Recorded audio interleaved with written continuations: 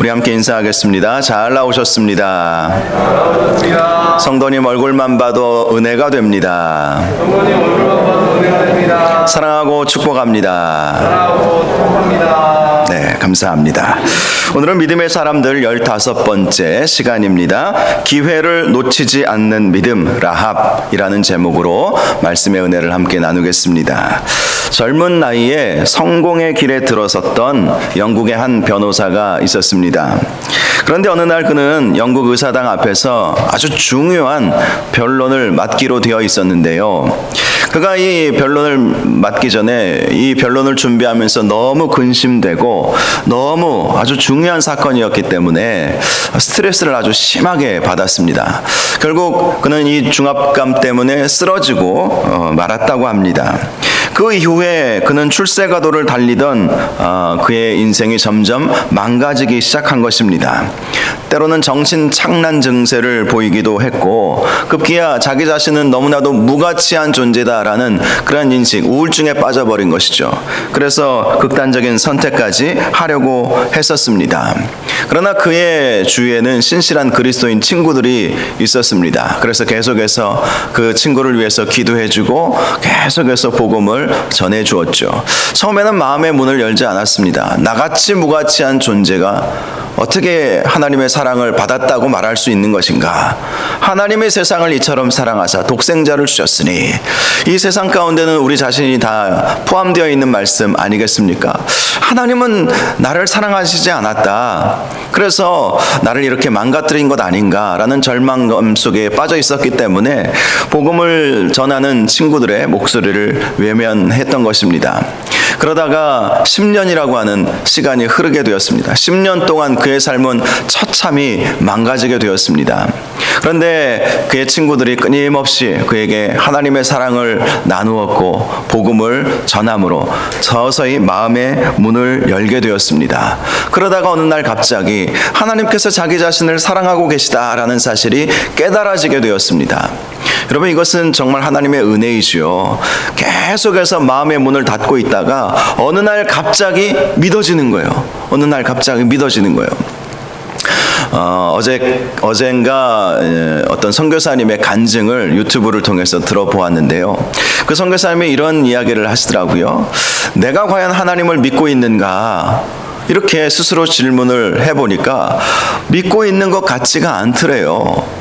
믿음이 무엇인가? 믿음에 대해서 하나하나 가만히 생각해 보니까 그 믿음의 정의와 또 자기가 가지고 있는 그 마음 상태가 맞지 않는 그 모습을 보면서 나는 믿음이 없구나. 나는 믿음이 없구나. 이런 생각을 하게 되었다고 합니다. 그래서 다시 한번 이렇게 질문을 해 보았대요.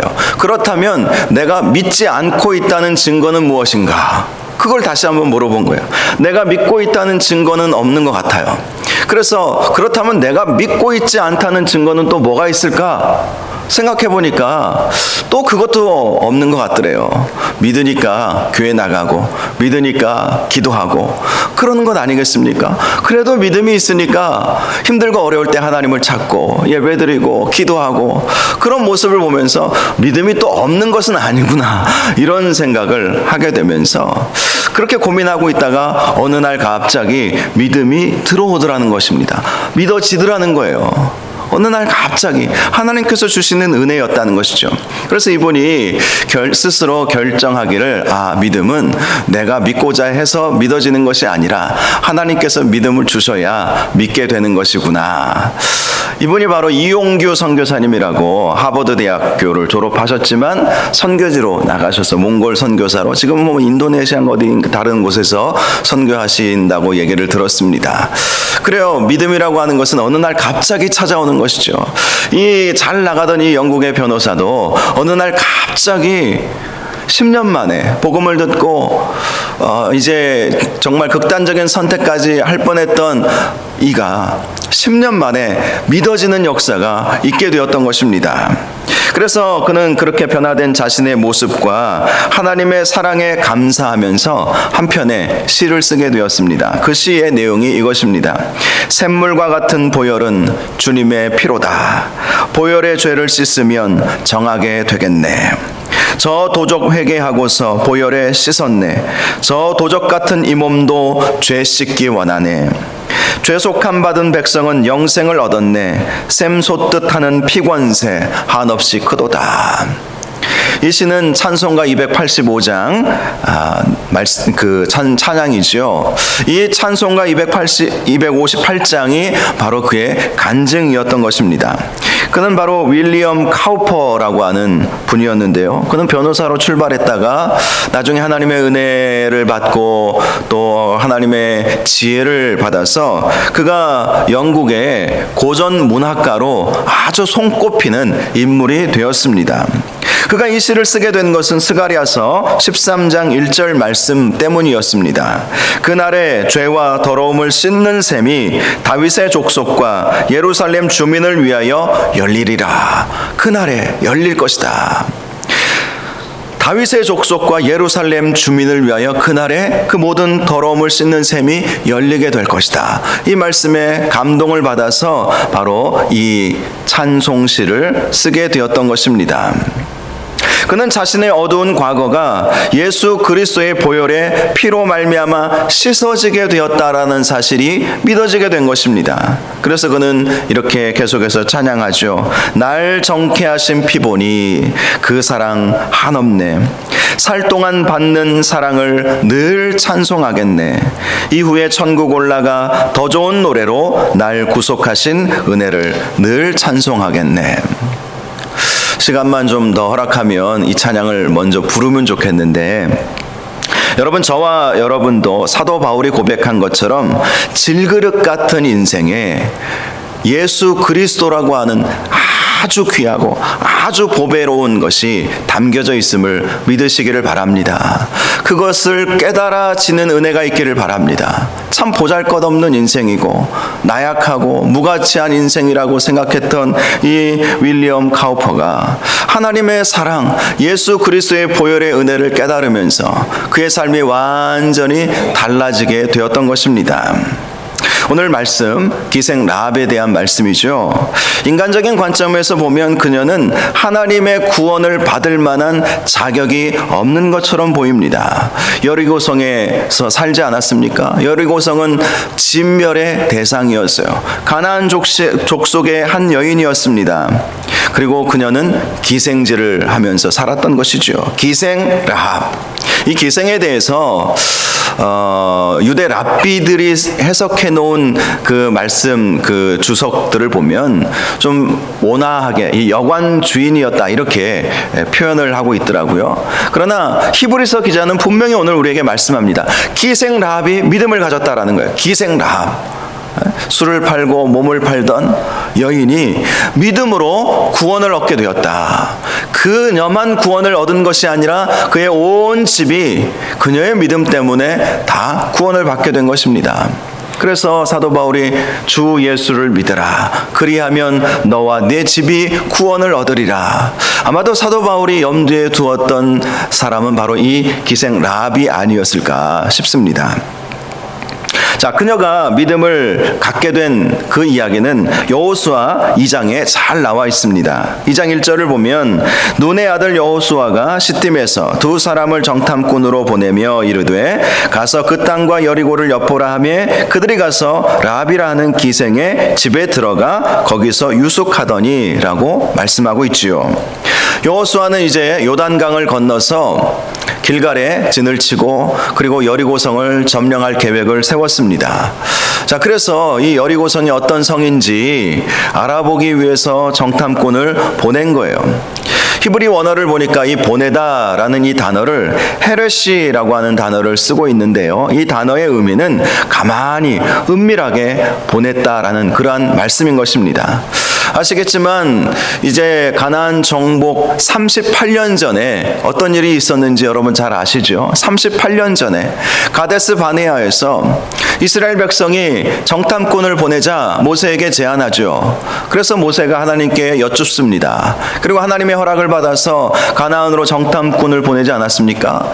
이때 여호수아도 함께 정탐꾼에 뽑혀서 이제 들어가게 된 것입니다. 12지파에 각 한 사람씩 유능한 사람들, 믿음 좋은 사람들이라고 알려진 그런 사람들을 뽑아서 정탐꾼으로 보낸 거예요. 그런데 여호수아와 갈렙을 제외하고 10명의 정탐꾼들은 돌아와서 이렇게 보고를 합니다. 과연 그 땅은 하나님께서 말씀하신 대로 젖과 꿀이 흐르는 아주 풍요로운 땅은 맞습니다. 그러나 그곳에 살고 있는 사람들은 안악 자손이어서 거인 족속이어서 우리는 그에 비하면 메뚜기와도 같나이다. 그렇게 부정적인 보고를 하고야 말았습니다. 여호수아와 갈렙은 그렇지 않다. 하나님이 우리와 함께 하시면 얼마든지 저 가나안 땅을 우리가 정복할 수 있다고 이야기했지만 소수의 의견이 다수의 의견에 묻혀버리고 말았던 것이죠. 결국 이스라엘 백성은 38년 동안 세일산을 중심으로 떠도는 인생이 되지 않았습니까? 그래서 여호수아가 이제 가나안 땅 여리고성을 정복하기에 앞서서 은밀하게 가만히 자신이 믿을 수 있고 정말 신뢰할 만한 그 두 사람을 보내게 되었던 것이죠.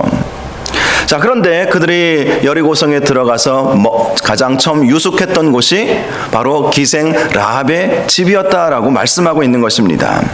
자, 그런데 2절 말씀을 보니까 어떤 사람이 여리고 왕에게 말하여 이르되 보소서 이 밤에 이스라엘 자손 중에 몇 사람이 이 땅을 정탐하러 이리로 들어왔나이다 라고 말씀하고 있지요. 여호수아가 은밀히 정탐꾼을 보냈지만 이 두 정탐꾼의 정체가 여리고 사람들에 의해서 탄로가 난 것입니다. 그래서 그들이 여리고 왕에게 정탐꾼이 들어왔다라고 보고해 주었죠. 그러자 여리고 왕은 이 라합의 집에 들어와 있다는 이야기를 듣고 사람들을 보내서 이 정탐꾼을 잡아오게 했습니다. 그런데 라합은 어떤 일을 했습니까? 이 두 정탐꾼을 숨겨주었다라는 거예요. 자, 왕이 보낸 사람들이 왔을 때 그들에게 라합이 이렇게 말합니다. 여호수아 2장 4절에서 5절을 보면 과연 그 사람들이 내게 왔었으나 그들이 어디서 왔는지 나는 알지 못하였고 그 사람들이 어두워 성문을 닫을 때쯤 되어 나갔으니 어디로 갔는지 내가 알지 못하나 급히 따라가라. 그리하면 그들을 따라 잡으리라. 기지를 발휘한 것이죠. 이 라합의 말은 반은 맞고 반은 틀리죠. 왔다라고 하는 것, 그것은 맞는 말이죠. 이미 다 알고 왔기 때문에 오지 않았다고 이야기하면 필경 의심을 살 수 있는 일 아니겠습니까? 그래서 라합이 말하는 거예요. 그들이 오기는 왔다. 그런데 그들이 오자마자 어두운 때에 성문 닫을 때쯤 나갔다라는 거예요. 어디로 갔는지 나는 모르지만 급히 따라가 보면 그들을 따라잡을 수 있을 것이다. 그렇게 말을 해준 것입니다. 그래서 이 정탐꾼들을 잡으러 온 이 사람들이 급히 나가지 않았습니까? 굉장히 지혜가 있었던 것이죠. 사실 이 라합이 정탐꾼을 어디에 숨겨두었습니까? 지붕에 3대가 무엇이냐면 수중에서 자라는 이 삼이라고 하는 식물이 있었는데요. 그 식물을 이제 캐다가 말려 놓았습니다. 이 3대를 말려 놓았는데 이 삼의 이 길이가 한 1m 이상 된다고 해요. 그러니 정탐꾼들이 숨기가 아주 좋았던 것이죠. 3대를 이렇게 많이 말려놓고 있는 그 사이에 이 두 정탐꾼을 숨겨둔 것이죠.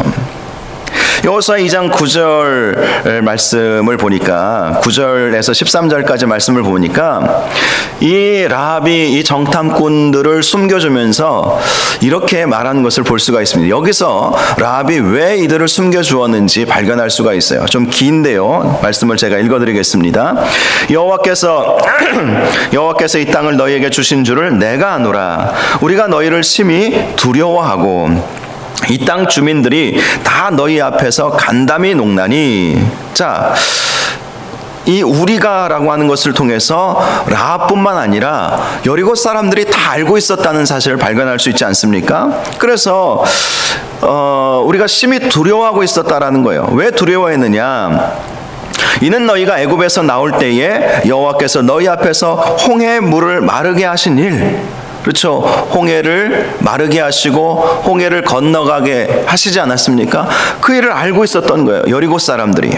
자, 그리고 요단 저쪽에 있는 아모리 사람의 두 왕 시혼과 옥에게 행한 일, 곧 그들을 전멸시킨 일을 우리가 들었습니다. 이미 이스라엘 백성은 요단 동편 땅을 차지했습니다. 그래서 므낫세와 갓 그리고 에브라임, 므낫세 지파, 이 두 지파 반, 이 두 지파 반이 그 요단 동편 땅을 이미 차지하고 있지 않았습니까? 그래서 그 일을 다 들었다라는 거예요. 그래서 우리가 듣자 곧 마음이 녹았고 너희로 말미암아 사람이 정신을 잃었나니. 자, 여기서도 우리라고 말하고 있죠. 라합만이 들은 것이 아니라 여리고 사람들이 다 그 사실을 알고 들었던 거예요. 홍해를 가르신 일, 요단 동편 땅을 하나님께서 차지하게 하신 일, 그 일을 다 듣고 간담이 다 녹았고 놀라고 정신을 잃을 정도였다. 그렇게 말을 하는 것입니다.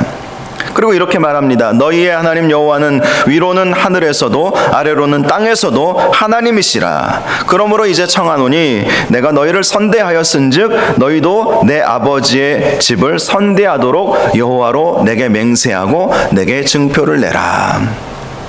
이 기생 라합의 믿음이 진실한 믿음이었다는 사실을 이 정탐꾼들이 알고 증표를 알려주죠. 이 라합의 집에 붉은 줄을 매달아 내리면 여리고성을 점령할 때 그 집만큼은 구원하여 줄 것이다. 이렇게 약속을 하지 않았습니까?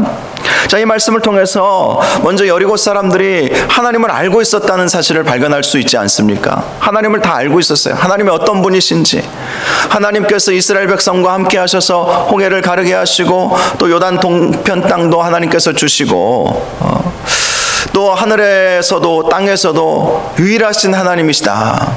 그들과 함께하는 이스라엘 백성 생각만 해도 간담이 높고 두려울 수밖에 없는 존재였고 정신이 혼미해질 정도로 하나님의 놀라운 역사 앞에서 그들은 두려웠던 것입니다. 그런데 그렇게 알고 있다고 해서 이스라엘 여리고 사람들이 다 하나님을 믿었던 것은 결코 아니었죠. 다 하나님을 두려워는 했고 하나님이 누구신지는 알았지만 하나님께서 이스라엘 백성과 어떠한 역사를 이루셨는지 다 알았지만 그들은 믿지 않았어요. 이것이 참 중요한 부분입니다. 라합도 알았어요. 그러나 라합은 믿었습니다. 믿고 정탐꾼들이 자기에게 온 것을 하나님께서 자신에게 주신 기회임을 알고 믿고 정탐꾼들을 목숨을 걸고 숨겨준 거예요. 만약에 이 정탐꾼을 잡으러 온 사람들이 라합의 말을 믿지 않고 그 집을 샅샅이 뒤졌다고 생각해 보십시오. 그러면 언젠가는 탄로나지 않겠습니까? 그러면 정탐꾼도 죽지만 라합도 죽고 민족을 배반했다, 우리를 배반했다고 배반자의 낙인이 찍혀서 그 가족들도 여리고성에서 더 이상 살 수 없었을 거예요. 그런데 목숨을 걸고 이 라합이 정탐꾼들을 살려준 것은 하나님에 대해서 알았을 뿐만 아니라 하나님을 경외하는 마음을 가지고 있었고 하나님을 믿었다라는 것이죠. 이 믿음이 참 중요한 거예요. 지식도 물론 중요합니다. 우리가 하나님에 대해서 아는 것도 중요하지만 믿는 것이 중요하다라는 거예요. 말씀을 배우고 또 말씀에 대한 지식을 갖는 거 참 중요한 일입니다. 정말 우리가 신앙생활을 잘 하기 위해서는 말씀 중심으로 살아야 되겠죠. 그런데 안다고 해서 다 믿는 것은 아니더라고요. 제가 미국에서 공부할 때 전에도 말씀드리지 않았습니까? 미국에는 다양한 교파 또 다양한 신학의 흐름들이 있어요. 제가 공부했던 학교들 가운데에서도 보면 보수적인 학교도 있었지만 좀 자유로운 그러한 장로교 신학교도 있었거든요. 그 학교에 가보니까 그 학교 교수들 중에는 우리와 신앙 색깔이 다른 전통적인 장로교, 우리 한국교회 복음주의 그런 신학과 다른 생각을 가지고 있는 교수들도 있더라고요. 또 유대 랍비도 와서 구약을 가르친다고 해요. 저는 뭐 그분한테서 배우지는 않았는데요. 그런 얘기를 들었어요. 아, 저분은 유대 랍비인데 예수는 안 믿는데 구약에 대해서는 세계 최고의 권위자이니까 그 학교에 와서 가르치고 있다는 거예요. 어떤 분은요, 예수님을 하나님의 아들로 믿지 않아요. 그런데 신약 성경을 가르쳐요. 얼마든지 가르칠 수 있죠. 이 신약 성경에 나와 있는 그 책의 내용을 문학적 관점에서, 또 뭐 구약 성경도 마찬가지죠. 어떤 문학적 관점에서, 히브리인들의 사상적 관점에서, 고대 근동의 철학적 관점에서 그렇게 가르칠 수 있어요. 성경의 내용은 지식은 아주 지식적으로는 탁월합니다. 성경 안에 어떤 내용이 있고 그 내용의 교훈은 무엇인지 그분들이 쓴 책들을 보면, 저도 공부하면서 논문을 쓰면서 그분들이 쓴 책도 읽어볼 수밖에 없지 않습니까? 그러면 제가 은혜를 받아요. 근데 문제는 그들은 안 믿는다는 것이죠. 하나님을 믿지만 예수를 안 믿는 사람도 있고, 우리가 믿는 하나님이 아닌 경우도 있고, 참 제가 공부하면서 여러 가지 생각들이 오게 되더라고요. 여러분, 그래요. 하나님을 안다고 해서, 하나님에 대해서 안다고 해서, 성경에 대해서 안다고 해서 다 믿는 것은 아니더라고요. 여리고 사람들이 그런 것 아니겠습니까? 하나님이 행하신 일을 다 듣고 알았어요. 그것을 다 소문을 듣고 다 알았겠죠. 하나님이 어떤 분이신지 그들은 고백도 했습니다. 위로는 하늘에서도 아래로는 땅에서도 하나님이시라. 이스라엘 백성과 함께 하시는 그 하나님은 능력의 왕이시요, 만왕의 왕이시고 만주의 주가 되시는 분이시다. 다 알았던 거예요. 이스라엘 백성이, 하나님께서 이스라엘 백성과 함께 하심으로 요단 동편도 이스라엘 백성이 이미 차지하였고, 또 홍해를 가르고 이 광야로 넘어온 것도 다 알고 있었고, 그들이 이런 말도 하지 않습니까? 이 땅도, 가나안 이 땅도 하나님께서 그들에게 주실 것을 또 다 알았다고 말씀하고 있어요. 다 알았어요. 그런데 다 알았다고 해서 그들이 믿었던 것은 결코 아니었다라는 것입니다. 오늘 본문이 바로 그것을 말씀해 주지 않습니까? 오늘 본문 말씀 다시 한번 읽어볼까요? 시작. 믿음으로 기생 라합은 정탐꾼을 평안히 영접하였으므로 순종하지 아니한 자와 함께 멸망하지 아니하였도다. 순종하지 아니한 자들이 누구입니까? 여리고 사람들을 말하는 거예요. 기생 라합을 제외한 여리고 사람들을 말하는 것입니다. 알았지만 믿지 않는 사람들, 그들을 향해서 하나님께서는 순종하지 아니한 사람들. 여러분, 우리의 구원은 지식으로 가는 것이 아닙니다. 지식으로는 못 가요. 하나님 나라. 돈으로도 못 가요. 하나님 나라. 주일학교 때 우리가 불렀던 찬양 아닙니까? 돈으로도 못 가고 지식으로도 못 가는 곳이 하나님 나라입니다. 하나님 나라는 믿음으로만 갈 수 있어요. 순종하는 사람들만이 갈 수 있어요. 하나님의 능력을 믿고 하나님의 그 행하심과 계획하심에 순종할 때 그것이 바로 믿음이다라는 것을 우리에게 말씀해 주고 있습니다. 기생 라합이 바로 이러한 믿음을 가졌다라는 것입니다. 정탐꾼들이 왔을 때 목숨을 걸고 그들을 살려주었어요. 기생 라합은 하나님에 대해서 알고 있었고 이스라엘 민족과 함께 하시는 하나님의 능력도 다 알고 있었어요. 그러나 알고 있는 것에 그치는 것이 아니라 그 알을 삶으로 나타낸 것이죠. 순종함으로 자신의 알고 있는 그 지식을 순종함으로 증명해 내었다라는 것이 오늘 본문의 말씀인 것입니다. 여러분, 저와 여러분이 순종함으로 하나님을 알고 또 하나님을 믿고 하나님을 경외하고 하나님 앞에 더 가까이 나아갈 수 있기를 주님의 이름으로 축원합니다. 아는 것도 중요합니다. 그러나 알고 난 다음의 모습이 더 중요하지 않습니까? 알고 난 다음에 우리가 어떤 모습으로 살아가야 하는가. 정말 하나님은 살아계신 하나님이시구나. 그 하나님을 붙잡게 되면 하나님께서 나에게 구원의 은혜를 주시고 놀라운 은혜와 축복을 허락하여 주신다라는 사실을 믿고 하나님 앞에 나아가는 그러한 모습이 우리에게 필요하다라는 것입니다. 모르긴 해도 그녀는 이스라엘 백성들이 진격해 온다는 소식을 들었을 때에 하나님께 이렇게 기도하지 않았겠습니까? 하나님, 당신의 백성 이스라엘이 이 땅에 들어오고 있습니다. 그들이 여리고성을 진격하면 이 성은 당신의 백성이 차지하게 될 것을 저는 압니다. 하나님, 그러나 할 수만 있다면 저와 제 집은 망하지 않게 해주십시오. 저와 제 집은 우리 하나님께서 구원하여 주실 줄로 믿습니다. 저와 제 집을 살려주십시오. 그렇게 하나님께 기도하지 않았겠습니까? 성경에는 나와 있지 않지만 이 라합의 모습을 보면 그가 정말 기도하고 있었다라는 사실을 알 수가 있어요. 그러니 정탐꾼들이 왔을 때, 야, 이것은 하나님께서 나에게 주신 기도의 응답이구나, 축복의 기회이구나, 구원받을 수 있는 기회이구나. 기생 라합이 어떻게 이 정탐꾼들이 자신의 집에 들어오게 될 줄 누가 알았겠습니까? 전혀 기대하지 못한 일이 일어나게 된 거예요. 그러나 하나님의 일에는요, 우연이라고 하는 것은 없죠. 기도의 응답이었고 라합이 간절히 하나님께 부르짖었을 때에 하나님께서 주신 놀라운 은혜요, 축복의 기회였던 것입니다. 여러분, 기도하는 분들은 그래서 하나님께서 주시는 그 기회들을 딱 붙잡게 된다는 사실이죠. 기도할 때 하나님께서 역사하지 않겠습니까? 기도할 때 하나님께서 깨닫게 해 주시지 않겠습니까? 우리 인생 가운데서도요, 은혜 받을 기회, 복 받을 기회들 하나님께서 날마다 주세요. 그런데 여러분의 인생을 돌이켜 보십시오. 하나님께서 주신 그 기회들 후회할 때가 많이 있지 않습니까? 그때 그렇게 했었어야 되는데, 그때 그렇게 하지 말았어야 하는데 라는 생각을 하지 않습니까? 그래요. 하나님께서는 우리에게 복받을 수 있는 기회, 더 놀라운 축복된 삶을 살아갈 수 있도록 하나님께서는 그러한 기회들을 자꾸 주신다는 거예요. 그런데 그 기회들을 누가 붙잡을 수 있습니까? 하나님 앞에 기도하는 사람들.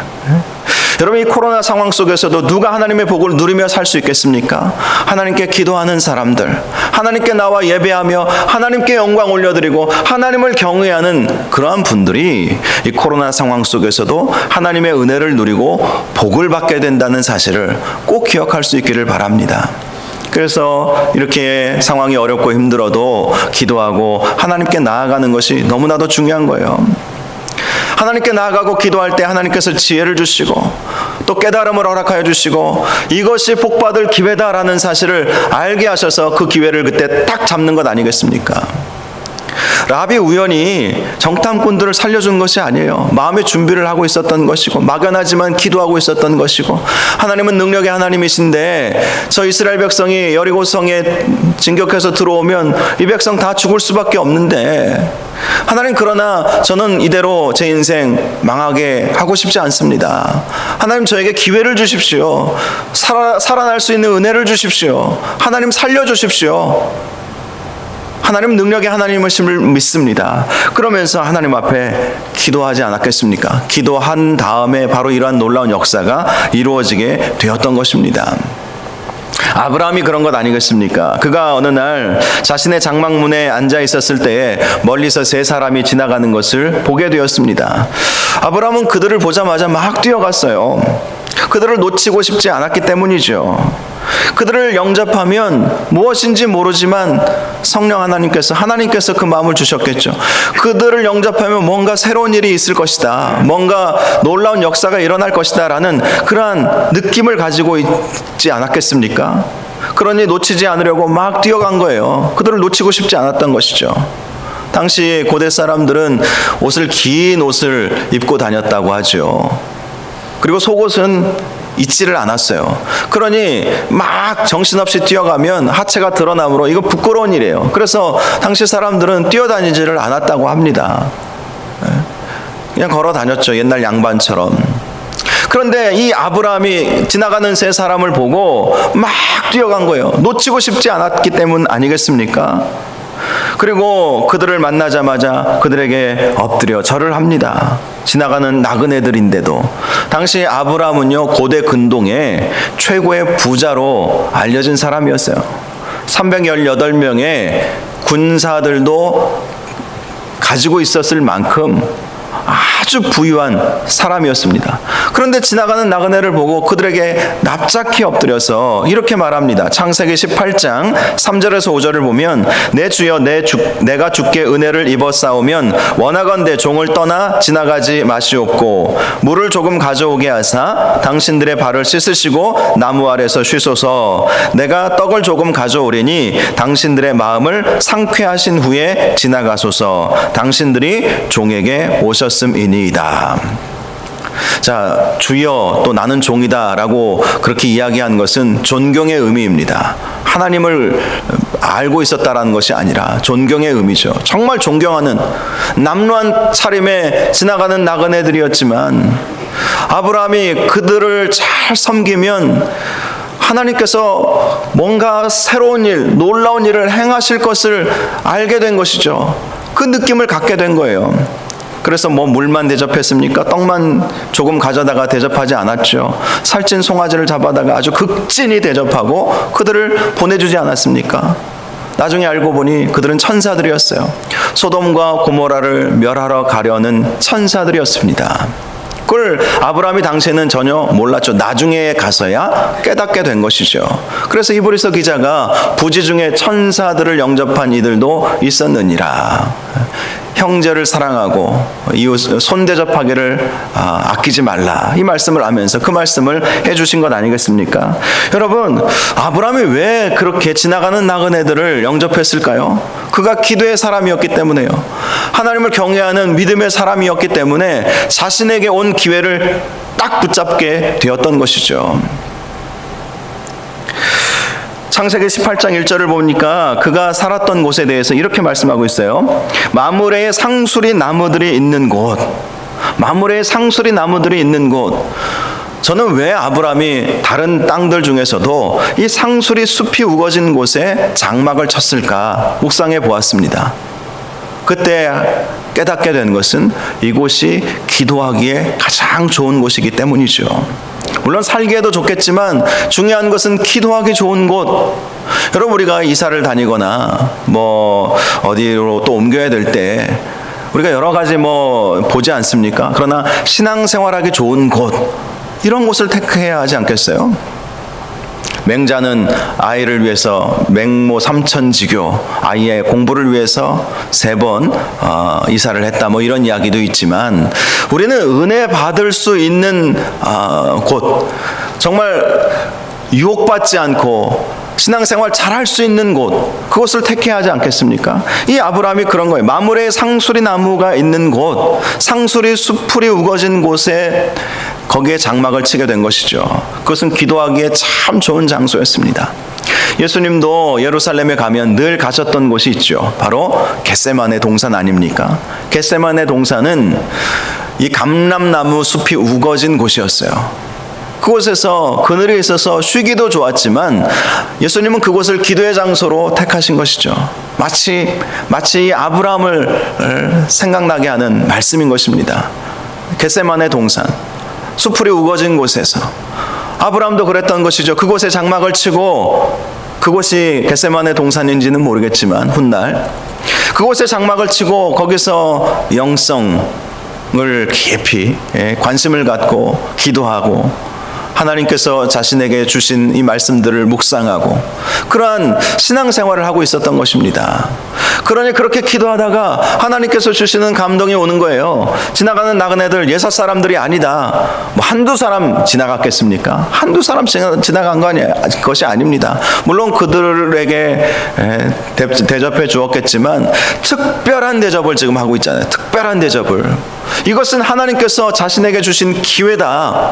저들은 그냥 사람들이 아니다. 하나님께서 나에게 복을 주시고자 보내신 사람들이다 라는 생각을 하게 된 거예요.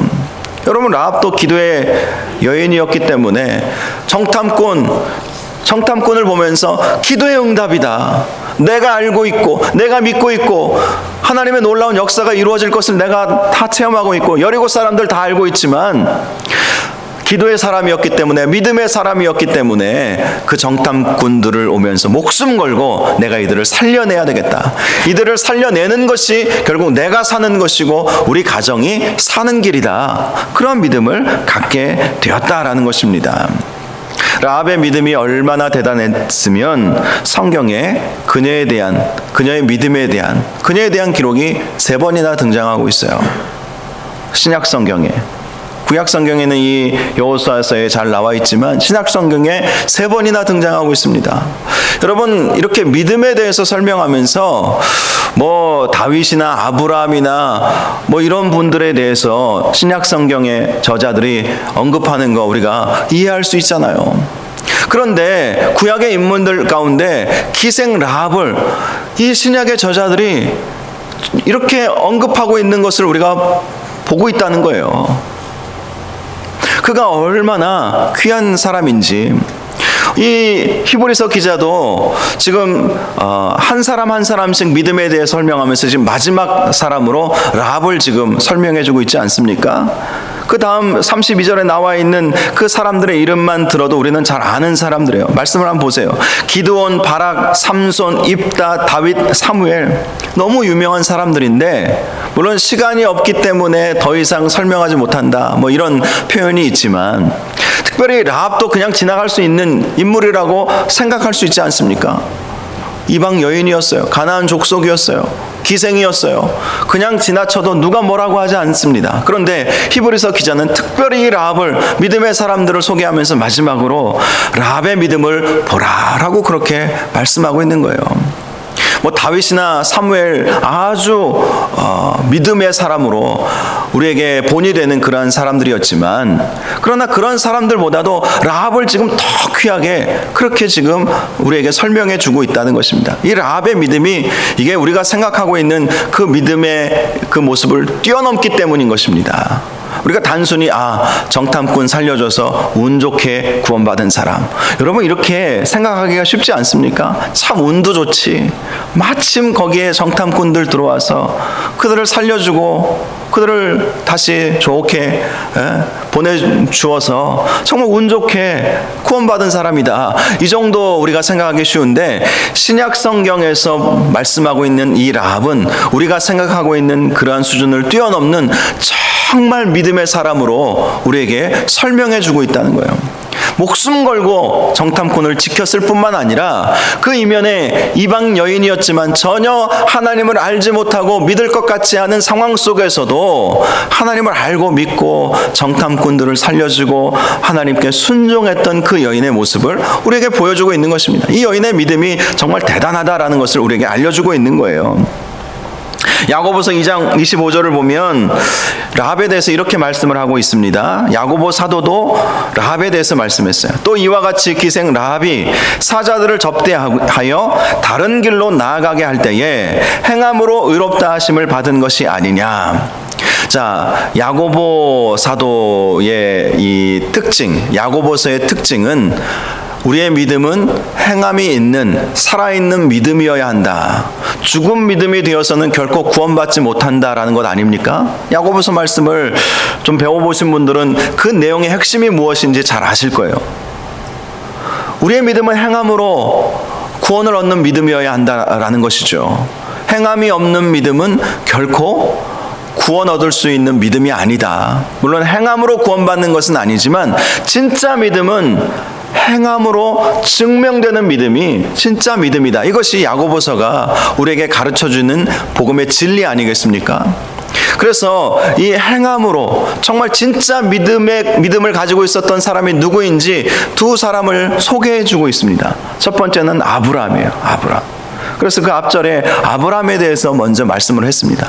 아브라함이 아들 이삭을 바침으로 그것이 그에게 의로 여겨진 것 아니냐. 순종하는 믿음을 가졌기에 아브라함의 그 믿음이 우리에게 본이 되는 믿음이다. 이렇게 말씀해주고 다음으로 설명해주고 있는 사람이 바로 이 기생 라합의 믿음이었던 것입니다.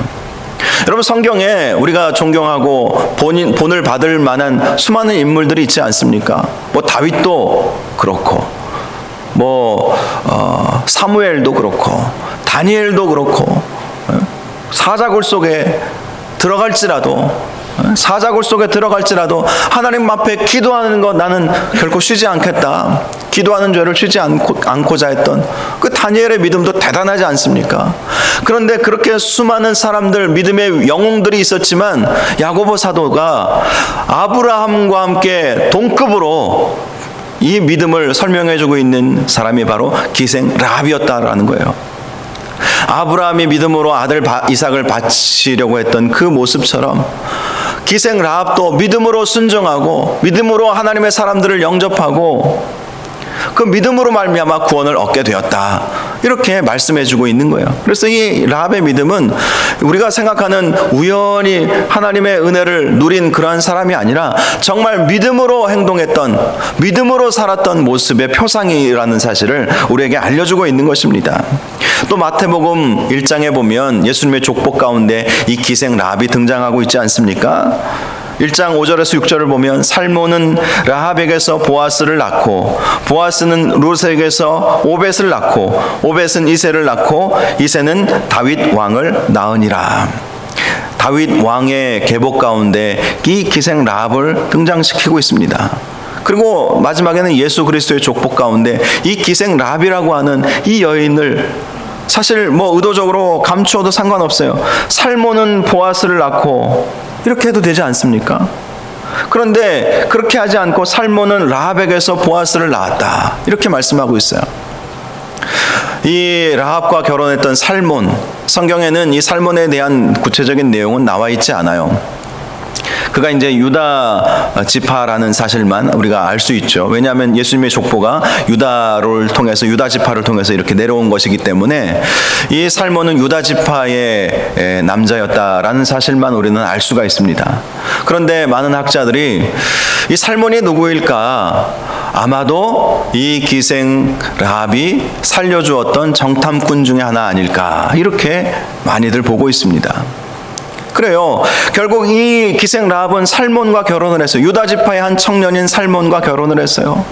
기생이었고 가나안 족속이었고 진멸의 대상이었지만 믿음으로 하나님의 은혜를, 또 하나님께서 주신 기회를 붙잡음으로 이 여인이 예수님의, 이 위대한 예수님의 그 족보 가운데 등장하는 한 인물이 되었다라는 것입니다. 여러분, 이 창녀였던 라합의 인생이 완전히 달라지게 된 것입니다. 무엇 때문에요? 믿음 때문에. 하나님께서 주신 기회를 놓치지 않았기 때문에 그녀의 인생은 완전히 달라져 버린 것입니다. 그래서 살몬과 결혼해서 아들을 낳죠. 그 아들이 누구입니까? 보아스라고 말씀하고 있어요. 보아스. 룻기서에 나오는 정말 신사와 같은 그 보아스. 어머니가 이방 여인이었기 때문에 모압 여인인 룻과도 얼마든지 결혼하게 되었던 것이죠. 신실한 어머니 밑에서 자랐던 보아스였기 때문에 비록 룻이라고 하는 모압 여인, 이방 여인이었지만 그녀를 자기의 아내로 택하고 믿음의 가정을 만들어 갔던 것입니다. 보아스가 있기까지 누구의 역할이 컸겠습니까? 라합의 역할이 있었던 것이죠. 기생이었지만. 그러나 은혜 받고 믿음으로 살면서 자기 아들을 믿음으로 양육해낸 거예요. 그래서 보아스가 룻과 결혼해서 또 누구를 낳습니까? 오벳을 낳습니다. 그 오벳은 이새를 낳고 이새는 다윗 왕을 낳게 된 거예요. 여러분, 이 기생 라합이요, 다윗 왕의 고조 할머니가 되었던 것입니다. 놀라운 축복, 놀라운 은혜가 이 기생 라합에게 있게 되었다라는 것을 성경은 우리에게 말씀해 주고 있습니다. 사랑하는 여러분, 저와 여러분도 하나님의 은혜로 이 자리에 와 있게 되었다는 사실을 믿으시기 바랍니다. 하나님의 은혜로 우리가 믿음 붙잡았기 때문에, 그리고 우리가 끝까지 믿음을 붙잡으면 우리의 삶에 있어서도 놀라운 역사들이 일어날 것입니다. 믿음으로 우리가 나아가기만 한다면 하나님께서 우리에게 복을 주실 그러한 기회들을 계속해서 주세요. 그 기회들을 놓치지 않게 될 거예요. 놀라운 역사가 일어나게 될 것입니다. 기회를 붙잡으시기 바랍니다. 믿음으로 하나님 앞에 기도하고 하나님 말씀에 집중하고 믿음으로 살아갈 때 하나님께서 우리의 인생 가운데 펼쳐놓으시는 그런 기회들이 참 많이 있어요. 그런 기회들을 딱 붙잡고 정말 축복된 인생을 살아갈 수 있기를 주님의 이름으로 축원합니다. 지금까지 지나온 과거들 생각해보면 참 아쉬울 때가 있었을 거예요. 그러나 중요한 것은 바로 지금입니다. 보라, 지금은 은혜 받을 만한 때요. 보라, 지금은 구원의 날이로다. 이렇게 사도 바울이 우리에게 말씀해 주지 않았습니까? 지금이라고 하는 기회 참 중요합니다. 지금 내 옆에 있는 분들이 축복의 기회인 거예요. 지금 섬기고 있는 우리 서부중앙교회가 축복의 기회인 거예요. 오늘 이렇게 예배드리고 있는 이 시간이 축복의 기회인 것입니다. 하나님께서 또 성령 하나님께서 우리에게 지금 말씀해 주시는 그 말씀이 축복의 기회인 거예요. 그것이 바로 성령님의 음성이고 성령님의 생각 아니겠습니까?